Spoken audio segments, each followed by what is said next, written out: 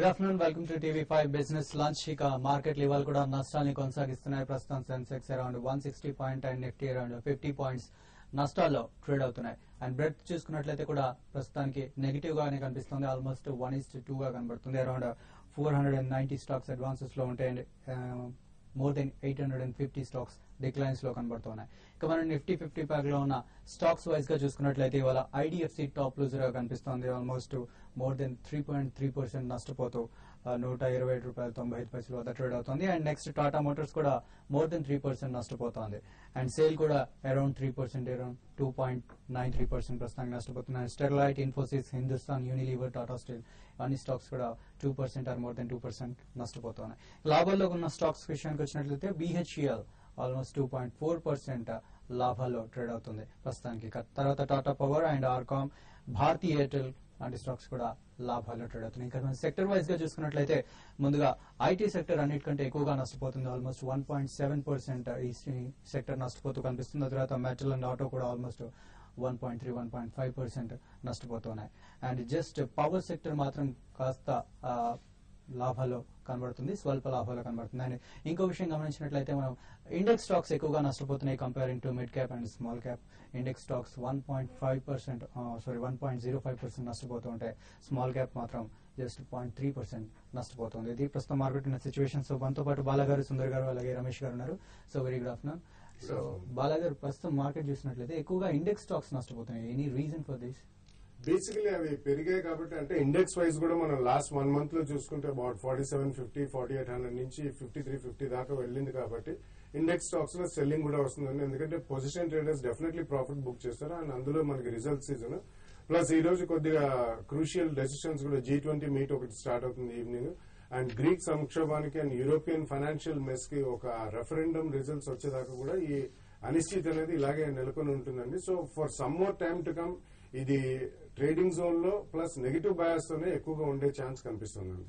అలాగే food inflation కూడా మళ్ళీ పెరిగింది. సో ఇదేమైనా ఎఫెక్ట్ చూపిస్తుందంటారా మార్కెట్? అంటే ఇది ఆల్రెడీ మనకి డిస్కౌంట్ ఏంటనే చెప్పాలండి. ఎవ్రీ వీక్ వచ్చేది మనకి ఫుడ్ ఇన్ఫ్లేషన్ ఫిగర్స్ డిసెంబర్ దాకా ఇవి తగ్గుమొహం పట్టామని చెప్పే డెఫినెటివ్ ఒపీనియన్ ఉంది.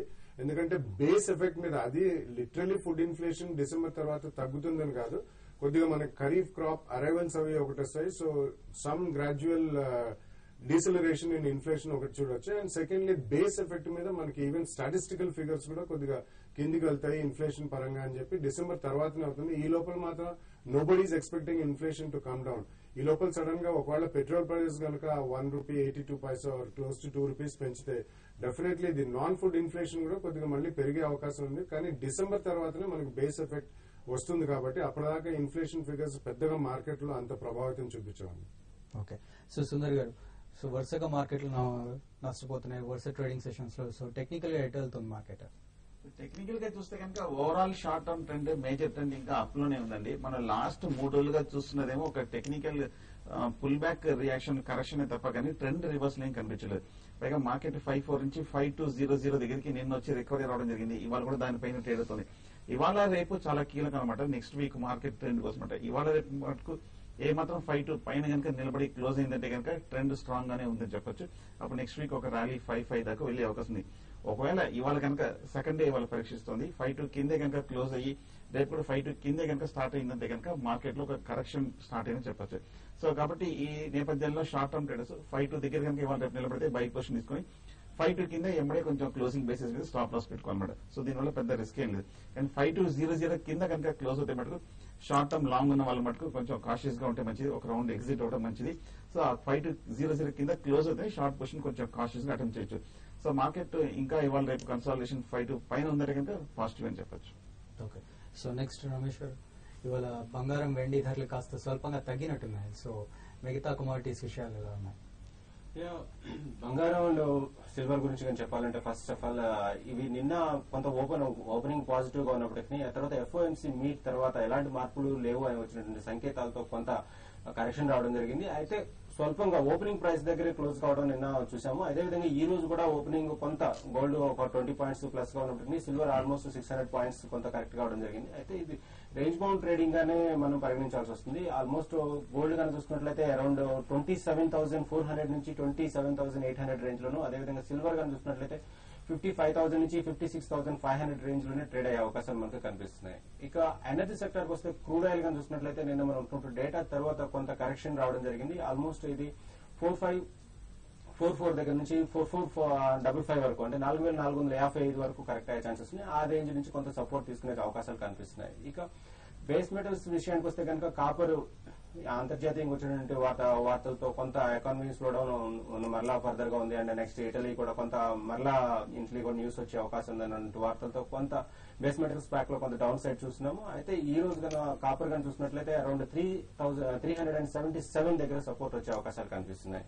ఇక అగ్రి ప్రొడక్ట్స్ చూస్తే ఆల్మోస్ట్ అన్ని కూడా మేజర్ గా నష్టపోయిన స్టాక్ కమోడిటీ గా చూసుకున్నట్లయితే పెప్పర్ బాగా కరెక్ట్ అని చెప్పాలి. తర్వాత టర్మరిక్ అండ్ చిల్లీ కూడా స్వల్పంగా నష్టపోయాయి. ఓకే, మార్కెట్ ప్రస్తుతం రికవర్ అవుతున్నట్టుగా కనిపిస్తుంది. Sensex around 120 points, Nifty around 35 points loss లో ట్రేడ్ అవుతుంది. సో మన ఫస్ట్ కాలర్ ధనరాజ్ గారు లైన్ లో ఉన్నారు. హలో ధనరాజ్ గారు చెప్పండి. నమస్తే అండి, బాలసుబ్రహ్మణ్యం గారు. నమస్కారం అండి, చెప్పండి సార్. నా దగ్గర మ్యూచువల్ ఫండ్స్ చేస్తున్నానండి, ఎస్ఐపి చేస్తున్నాను. ఇప్పుడు చెప్పే స్టాక్స్ అన్ని HDFC top 200, HDFC equity, next వచ్చేసి ఐడిఎఫ్సి ప్రీమియర్ ఈక్విటీ, ఇవన్నీ ఎస్ఐపి చేస్తాను. ఒక 5 years గురించి మొన్న ఒక 6 months బ్యాక్ చేస్తాను స్టార్ట్ చేశాను. ఇవి కాకుండా ఇంకేమైనా నా పోర్ట్ఫోలియోలో ఓన్లీ మ్యూచువల్ ఫండ్స్ లో ఏది తీసుకుంటే డైవర్సిఫై నాకు అంత నాలెడ్జ్ లేదు. ఇప్పుడు చెప్పినవి కాకుండా ఇంకేమైనా ఉండాలి మేము మ్యూచువల్ ఫండ్స్ లో స్టార్ట్ చేయడానికి లాంగ్ టర్మ్ ఎస్ఐపి. దాంతో పాటు ఎంఆర్ఎఫ్ టైర్స్ అది కూడా తీసుకుందాం అనుకున్నా, అంటే ఈక్విటీలో అండి. అది కూడా ఇన్వెస్ట్మెంట్ స్టాక్ అయితే అంటే మంచిదంటే తీసుకుందాం, మిమ్మల్ని అడిగి తీసుకుందాం అనుకుంటున్నానండి. ఓకే, మీరు కంటిన్యూ చేస్తున్న 3 ఫండ్స్ కూడా మంచిది. అంటే అంతకంటే డైవర్సిఫికేషన్ అంటే actually HDFC top 200, IDFC premier equity అని చెప్పారు.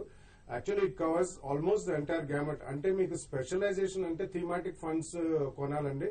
థీమాటిక్ ఫండ్స్ ఇప్పుడు అంత ఆశాజనకంగా లేవు. ఏవైనా కానీ life sciences fund is reasonably okay. So మీరు ఒకవేళ కంపల్సరీ ఇన్వెస్ట్ చేయాలనుకుంటే టాటా లైఫ్ సైన్సెస్ ఫండ్ ఉంది, రిలయన్స్ లో ఉంది. ఇటువంటి life sciences and health care కి చెందిన thematic funds or sectoral funds లో మీరు ఎస్ఐపి ఇంకొకటి అడిషనల్ గా పెట్టుకోవచ్చండి. అదర్వైజ్ మీరు ఉన్న దాంట్లోనే కంటిన్యూ చేయండి. ఎందుకంటే థీమాటిక్ ఫండ్స్ ఒక్కొక్కసారి maybe 1 or 2 years they will perform exceptionally well.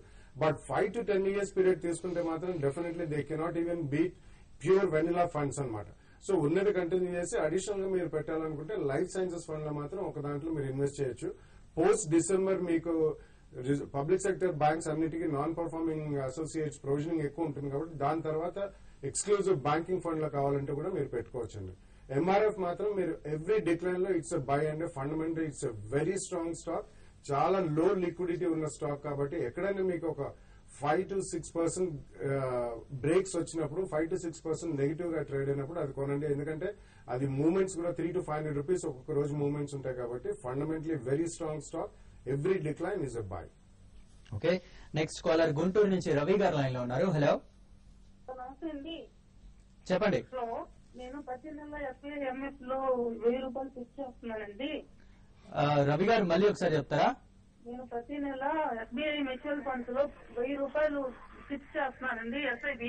Okay, ఇప్పుడు నాకు ఒక ఎస్ఎంఎస్ ఒకటే పంపిస్తున్నారండి. బ్యాంక్ లోనేమో అకౌంట్ లో డబ్బులు కట్ అయినట్టు చెప్తున్నారు. నాకు ఎన్ని యూనిట్స్ వచ్చినాయి ఏంటి నాకు వివరాలు ఏం తెలియట్లేదండి. ఓకే, ఇప్పుడు అది ఏమైనా గ్యామ్లింగ్ జరిగిద్దా పర్ఫెక్ట్ గా ఉంటుందా అని నా doubt. Okay okay, first of all మీరు ఎస్బీఐ మ్యూచువల్ ఫండ్స్ లో కడుతున్నాం అని చెప్పారు. ఇట్స్ గుడ్ అండి. SBI is also very good fund house, asset management company. Secondly మీరు ఏ స్పెసిఫిక్ ఫండ్ లో కడుతున్నారు అనేది మాకు తెలీదు. కానీ మీరు అనుకున్నట్టు గ్యాంబ్లింగ్ జరుగుతుందా ఏం జరుగుతుందో అనేది మీరు అటువంటి భయపడాల్సిన అవసరం లేనే లేదు. Definitely it's a very good AMC అండి. మీకు ఒక్క ఎస్ఎంఎస్ వచ్చిందంటే మీరు ఈసీఎస్ ఇచ్చినప్పుడు లేకపోతే మీరు ఆ మ్యూచువల్ ఫండ్ అకౌంట్ తెరిచినప్పుడు మీరు గనక ఈమెయిల్ ఐడి ఇచ్చి ఉంటే డెఫినెట్లీ మీకు ఈమెయిల్ ద్వారా కూడా స్టేట్మెంట్ మీరు చూసుకోవచ్చు. లేకపోతే ఎస్బీఐ మ్యూచువల్ ఫండ్ వాళ్ళ వెబ్సైట్ కి వెళ్లి మీరు ఆ నెట్ అసెట్ వాల్యూ ఎంత ఉందో మీరు డెఫినెట్లీ మీరు చూసుకోవచ్చండి. మీకు ఎస్ఎంఎస్ వచ్చినప్పుడు మీకు ఎన్ని యూనిట్స్ వస్తాయి కూడా అది వస్తుందండి. సో డెఫినెట్లీ మీరు గ్యాంబ్లింగ్ అవుతుందా మనీ అని భయపడాల్సిన అవసరం లేదు. బట్ ఒకవేళ మీరు ఈమెయిల్ ఐడి ఇవ్వకపోతే మాత్రం ఇమీడియట్లీ ఇచ్చి రిజిస్టర్ చేసుకోండి. ఓకే రమేష్, ఒకవేళ మీకు ఈ రోజు పొజిషన్ గురించి నెట్ అసెట్ వాల్యూ గురించి కానీ తెలుసుకోవాలంటే కూడా ఈ రోజుకి ఆ రోజు మీకు ఈమెయిల్ ఐడి యాక్టివేట్ అయ్యింటే కనుక CAMSonline.com లో కన్నా మీరు లాగిన్ అయినట్టే కూడా అక్కడ మీరు మెయిల్ బ్యాక్ అనే ఒక సర్వీస్ ఉందండి. దాన్ని క్లిక్ చేస్తే కనుక ఆటోమేటిక్ గా మీ పోర్ట్ మీ మెయిల్ ఐడి అడుగుతుంది. మీ మెయిల్ ఐడి ఎంటర్ చేస్తే అది కనుక ఆల్రెడీ రిజిస్టర్డ్ అయి ఉంటే కనుక అప్ టు డేట్ మీకు న్యావ్ ఎంత ఉంది అండ్ ఎన్ని యూనిట్స్ అలాట్ అయ్యాయి ఆ డీటెయిల్స్ అన్ని కూడా వివరంగా ఉంటాయండి. డివిడెండ్ ఏ రోజు ఎంత ఇష్యూ అయిందనేది కూడా మీకు మెయిల్ లోకి వస్తుంది అనమాట. అది డే టు డే అయినా కూడా మీరు అప్డేట్ చేసుకోవచ్చు అండి. ఓకే, నెక్స్ట్ కాలర్ హైదరాబాద్ నుంచి శ్రీనివాస్ గారు లైన్ లో ఉన్నారు. హలో హలో శ్రీనివాస్ గారు చెప్పండి. హలో శ్రీనివాస్ గారు చెప్పండి. ఎల్ఎన్టీ గురించి తీసుకున్నారా మీరు స్టాక్? తీసుకున్నానండి. ఏ ప్రైస్ లో అండి? 1385 లో తీసుకున్నానండి. ఓకే, ఎల్ఎన్టీ చూస్తే కనుక లాస్ట్ ఒక 1 వీక్ అనే కొంచెం రీబౌండ్ అవడం జరిగిందండి. మీ రేట్ దగ్గర ఇంచుమించు ఉంది. నా ఉద్దేశం టెక్నికల్ గా ఇక్కడ పెద్ద ఏమి డౌన్ సైడ్ రిస్క్ లేదని కనిపిస్తుంది. ఎందుకంటే 2200 నుంచి కంటిన్యూస్ గా తగ్గుతూ 1300 లాంగ్ టర్మ్ సపోర్ట్ దగ్గర కొంచెం మద్దతు తీసుకుంది అనమాట. సో నా ఉద్దేశం మీరు డెఫినెట్ గా కరెక్ట్ లెవెల్లోనే బై చేశారు, హోల్డ్ చేయండి. ఓకే, సో మార్కెట్ ఇంకా కూడా రికవర్ అవుతుంది. ప్రస్తుతం Sensex around 85 points, Nifty around 25 points loss లో ట్రేడ్ అవుతుంది. ఇప్పుడు షార్ట్ బ్రేక్ తీసుకుందాం. బ్రేక్ తర్వాత మరిన్ని కాల్స్ చూద్దాం.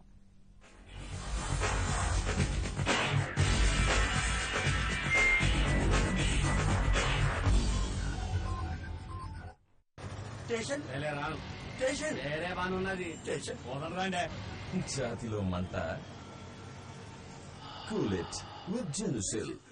మీకు తెలుసా ఇప్పుడు మీ పళ్ళని చిగుళ్ళని జర్మ్స్ అటాక్ చేస్తున్నాయని? కానీ నేనైతే పొద్దునే బ్రష్ చేసుకున్నానే. స్కాన్ చేసి చూద్దామా?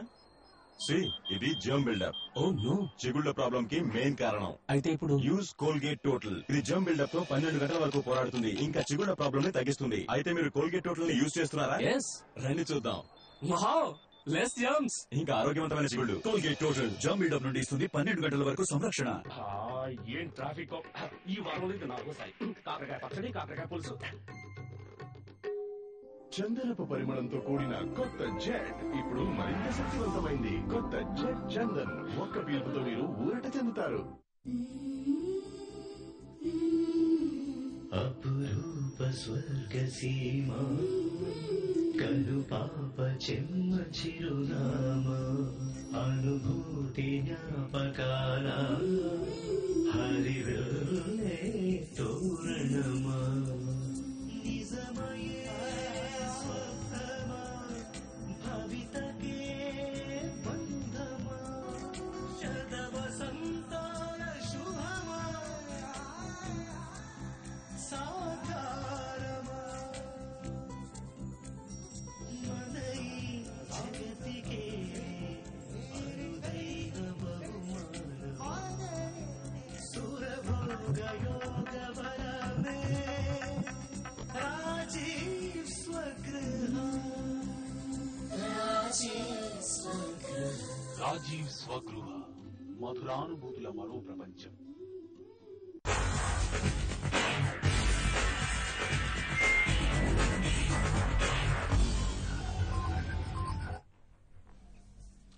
Okay, welcome back. Next caller మనకి రాజమండ్రి నుంచి కృష్ణ గారు లైన్ లో ఉన్నారు. హలో హలో నమస్తే సార్, రమేష్ గారు ఉన్నారండి. ఉన్నారండి, అడగండి. Nikhil natural gas technical news చెప్పండి సార్.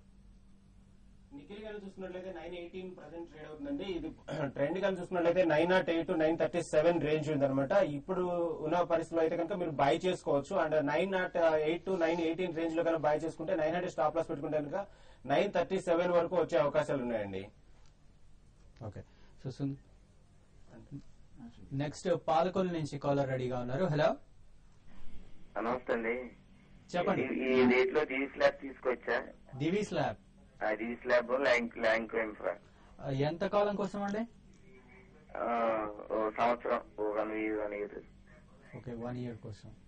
షార్ట్ టర్మ్ అయితే అప్ ట్రెండ్ లో ఉందండి. లాస్ట్ ఒక 1 month గా చూస్తే 725 దగ్గర కొంచెం బాగా కన్సాలిడేషన్ అయ్యి కొంచెం 730 పైన బ్రేక్అవుట్ కనిపించింది. నా ఉద్దేశం మళ్ళీ రీసెంట్ అయిన 830, 840 కూడా కొంచెం టెస్ట్ చేసే అవకాశం కనిపిస్తుంది. డెఫినెట్ గా ల్యాంకో కూడా చూస్తే కనుక మీరు కొంచెం ఓవరాల్ గా వీక్నెస్ కనిపిస్తుంటే ల్యాంక్రో ఇన్ఫ్రా మటుకు ప్రస్తుతానికి మీరు అవాయిడ్ చేయండి. దివీస్ మటుకు కొంచెం డిప్ లో బై చేయొచ్చు. ఓకే, నెక్స్ట్ వైజాగ్ నుంచి శ్రీనివాస్ గారు లైన్ లో ఉన్నారు. హలో హలో చెప్పండి శ్రీనివాస్ గారు. సార్ నమస్తే సార్, మేము యూనిట్ స్టేట్ బ్యాంక్ ఆఫ్ ఇండియాలో యూనిట్ ప్లస్ లో పెట్టాం సార్.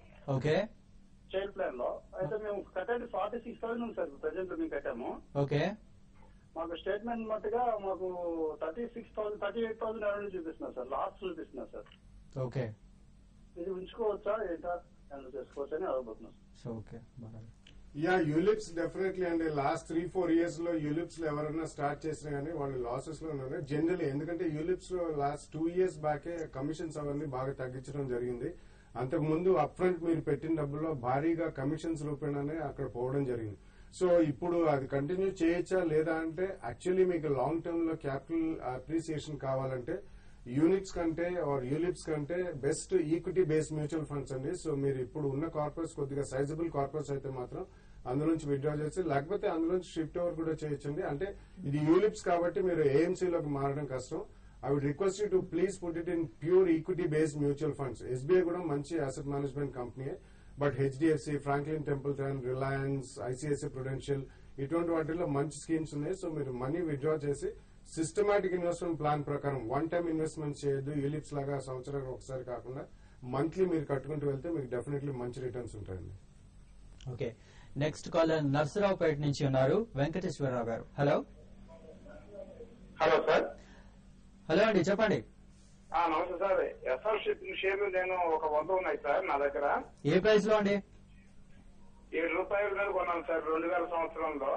ఓకే, అది ఇప్పుడు డిమాట్ లో కన్వర్ట్ అయ్యాయి సార్ ఎస్ఆర్ పోర్ట్స్ గా కొన్ని. కానీ అవి 100 కాకుండా 66 మామూలు ఎస్ఆర్ షిప్పింగ్ కింద 33 ఉన్నాయి. ఓకే, కన్ఫ్యూషన్ లేదండి, అది కన్ఫ్యూజన్ ఏం లేదు. బైఫికేషన్ అయింది అది actually. SR ports and SR shipping అని రెండు బైఫికేషన్ అయింది. అందుకని మీకు మొత్తం 100 షేర్లు కనివే, బట్ కంబైన్డ్ వాల్యూ అంతే ఉంటుంది.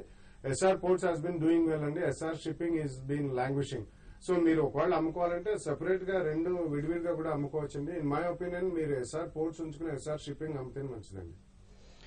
నెక్స్ట్ గుంటూరు నుంచి ఉషారాణి గారు లైన్ లో ఉన్నారు. హలో. హలో, నమస్కారం అండి. నమస్తే అండి, చెప్పండి. బంగారం కొన్నామండి. ఓకే, ఇప్పుడు అమ్మమంటారా? ఇంకా రేటు ఏమైనా పెరిగిద్దా లేకపోతే అలాగే ఉంటుందండి? ఓకే, ఫిజికల్ లో కొన్నాయండి లేదంటే ఎంసీఎక్స్ లో అండి? నేను 18లో కొన్నానండి. బంగారం మీ ఇంట్లో కోసం కొన్నారా లేకపోతే ఇన్వెస్ట్మెంట్ కోసం కొన్నారా? కాదండి, మామూలుగా రేటు పెరిగిన తర్వాత అమ్ముదలని కొన్నానండి. వస్తువుల దగ్గర మీద కొన్నానండి. అదే మనకి అదే రేట్ వచ్చిన తర్వాత అమ్ముదాం అనుకుంటున్నాం. ఇంకా రేటు పెరిగితే అలాగే ఉంటుందా? అమ్మంటారా వద్దంటారా? ఓకే అండి, ప్రస్తుతానికి అయితే మీరు పొజిషన్ మీరు ఫిజికల్ లో తీసుకుంటే కనుక కొంత వెయిట్ చేయండి.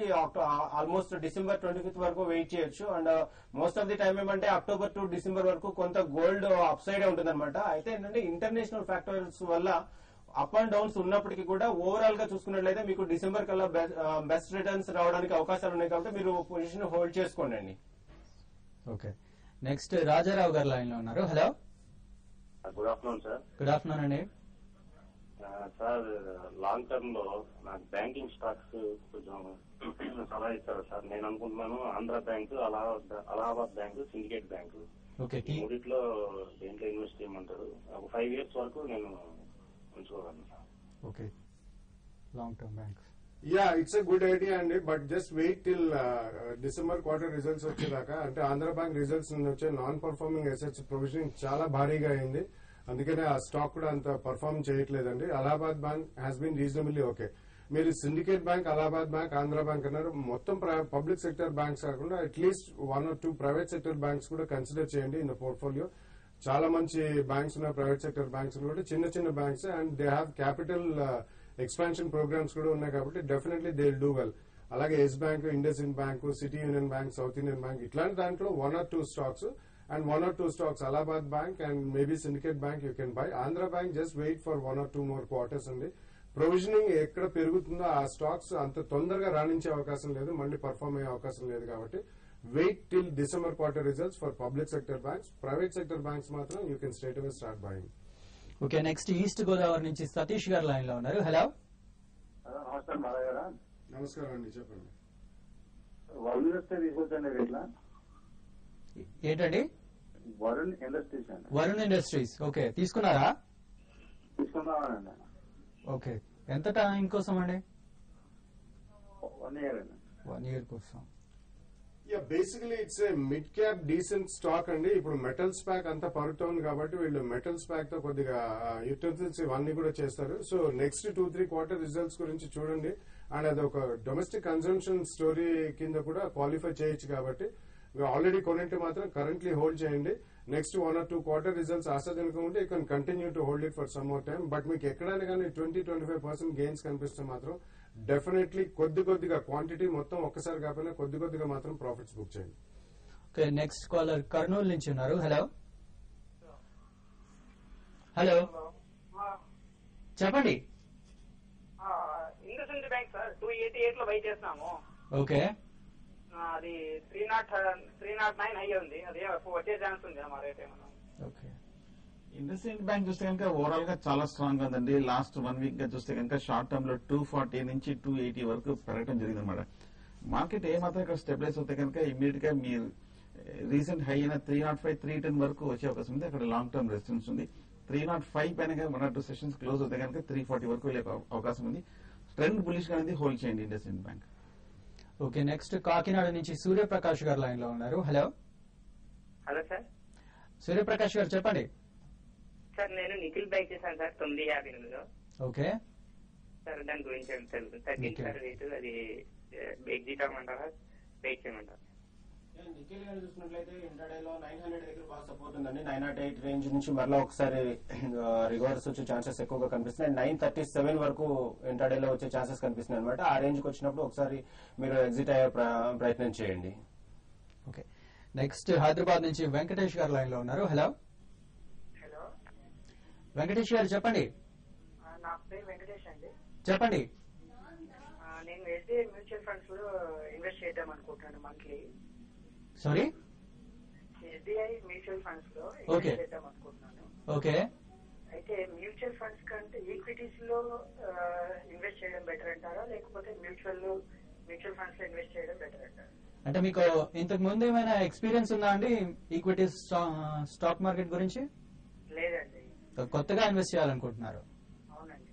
ఓకే, డెఫినెట్లీ మీకు అవగాహన లేదు కాబట్టి మ్యూచువల్ ఫండ్స్ బెటర్ రూట్ అని. మీకు డైరెక్ట్ మార్కెట్ ఇన్వెస్ట్మెంట్స్ అంత ఉత్తమం కాదు. Unless you know the subject. కొద్దిగా మీకు ఎక్స్పీరియన్స్ వచ్చిన తర్వాత మీరు చేయడం బాగానే ఉంటుంది. అప్పటిదాకా ఎస్బీఐ అన్నారు. SBI is a good asset management company అండి, రీజనబుల్. కానీ స్పెసిఫిక్లీ ఫండ్ ని బట్టి మనకి గ్రోత్ అనేది ఉంటుందండి. అందులో కూడా డిఫరెంట్ ఫండ్స్ ఉంటాయి. సో ఎస్బీఐలో SBI Magnum is one of the good performing funds. అందులో పెట్టుకోండి. అండ్ స్లైట్లీ కొద్దిగా డైవర్సిఫై చేసుకోవాలంటే హెచ్డిఎఫ్సి కూడా చాలా మంచి fund management company, asset management company. So HDFC top 200 or HDFC ఈక్విటీలో కూడా మీరు సెకండ్ ఆప్షన్ గా డైవర్సిఫికేషన్ కింద 1 or 2 ఫండ్స్ లో మంత్లీ ఎస్ఐపి ద్వారా సిస్టమాటిక్ ఇన్వెస్ట్మెంట్ ప్లాన్ అంటారండి. ఆ రూపాయన మీరు ఇన్వెస్ట్ చేసుకుంటే మంచి రిటర్న్స్ వస్తాయి. ఓకే, నెక్స్ట్ వైజాగ్ నుంచి ఈశ్వర్ గారు లైన్ లో ఉన్నారు. హలో హలో నమస్తే సార్. నమస్తే ఈశ్వర్ గారు. మాట్లాడుతుంది ఈశ్వర్.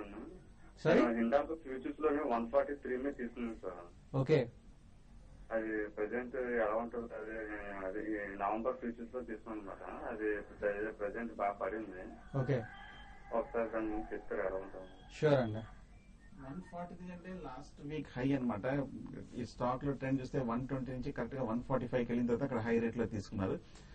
కొంచెం మైనర్ కరెక్షన్ లో ఉంది, మీరు హోల్డ్ చేయండి. కానీ స్ట్రిక్ట్ గా మటుకు 130 స్టాప్ లాస్ మాట. 130 కింద కనుక క్లోజ్ అవుతే మటుకు మళ్ళీ 115, 120 వచ్చే అవకాశం ఉంది కాబట్టి 130 కింద స్టాప్ లాస్ పెట్టుకొని హోల్డ్ చేయండి. మళ్ళీ 145, 150 వస్తే కనుక మినిమం ప్రాఫిట్ అయినా సరే మీరు ఎగ్జిట్ అయిపోవడం మంచిది.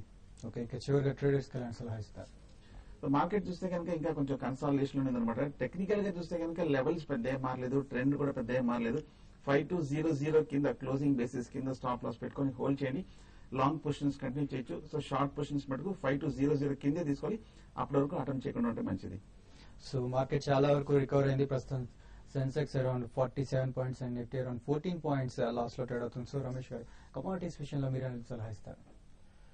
ఈ రోజు వచ్చినట్టు జాబ్లెస్ క్లైమ్స్ డేటా గత వారం కన్నా ఈ వారం కొంత తక్కువగా వచ్చే ఛాన్సెస్ కనిపిస్తున్నాయి. దాంతో బంగారంలో కొంత వాలటాలిటీ రావచ్చు, కొంత డౌన్ సైడ్ కి వచ్చే ఛాన్సెస్ కనిపిస్తున్నాయి అనమాట. కొంత కాషియస్ గా ట్రేడ్ చేసుకోవాల్సింది. అదేవిధంగా G20 మీట్ కూడా ఉంది కాబట్టి దానిలోంచి వచ్చేటువంటి ఈవెంట్స్ ఎఫెక్ట్ కొంత ఉండొచ్చు కాబట్టి కొంత కాషియస్ గా ట్రేడ్ చేయాలి. అండ్ ఇంట్రాడేకి వచ్చేసరికి natural gas around 189 to 190 range లో సెల్లింగ్ అవకాశం కనిపిస్తుంది. అండ్ ఆ రేంజ్ లో సెల్ చేసుకుంటే 190, 150 స్టాప్ లాస్ పెట్టుకుని ట్రేడ్ చేసుకోవచ్చు. ఓకే, సో బాగా ట్రెండ్ చూస్తుంటే ప్రస్తుతం మనం ప్రోగ్రామ్ స్టార్ట్ చేసినప్పుడు 180 మైనస్ లో ఉంది, ప్రస్తుతం చాలా వరకు రికవర్ అయింది. సో ఇంట్రోడే ట్రెండ్ చేస్తుంటే మీకు ప్లస్ లోకి వచ్చే అవకాశం కూడా ఏమైనా ఉన్నట్టు కనిపిస్తుంది? లేదండి, this only dead cat bounce. అంటే ప్లస్ లో రావచ్చు మేబీ బై ద, అంటే ఇప్పటిదాకా మనం చూసిన trend almost about 100-120 points recovery Sensex లో వచ్చింది కాబట్టి, but this is a dead cat bounce. Definitely next week అయిన తర్వాత ఆ నెక్స్ట్ ఎన్సూయింగ్ వీక్ అనేది కంప్లీట్లీ ట్రంకేటెడ్ వీక్ అండి. Monday is a trading holiday and again Thursday is a trading holiday. So చాలా తక్కువ రోజులు ఉంటాయి కాబట్టి, అండ్ G20 మీట్ ఇవన్నీ కూడా చాలా event based next 1 week to 10 days ఉంటాయి. You have to be extremely cautious. Fresh investors అయితే stay away and be in cash and be cautious. Already invest చేసి ఎవరైనా ఉంటే మాత్రం ఈ యావరేజింగ్ చేయకుండా నెక్స్ట్ 3-4 days సైలెంట్ గా ఉంటేనే బెటర్ అండి. Okay, thank you very much అండి. ప్రస్తుతం Sensex 43 points, Nifty 13 points last లో ట్రేడ్ అవుతుంది. ఇవి వాటి బిజినెస్ లంచ్ విశేషాలు. Lunch, makeup courtesy, beautiful people, Biospa and Salon, Kondapur, Banjara Hills, Aparna Towers. Contact 040-4017-3596, 4020-1503.